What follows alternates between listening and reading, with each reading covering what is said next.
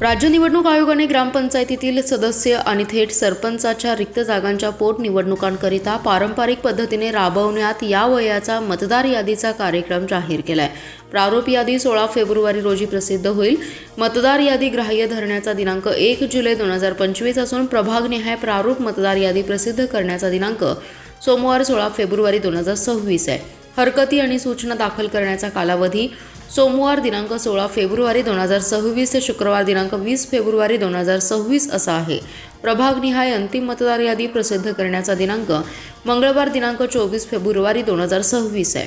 राज्य निवडणूक आयोगाकडील दिनांक 29 जानेवारी 2026 रोजीच्या पत्रानुसार राज्यातील ग्रामपंचायतीतील सदस्य, थेट सरपंच यांच्या निधन, राजीनामा, अनर्हता किंवा इतर अन्य कारणांमुळे रिक्त जागांच्या पोटनिवडणुकांसाठी पारंपरिक पद्धतीने राबवण्यात यावयाचा मतदार यादी कार्यक्रम राबवणं क्रमप्राप्त आहे।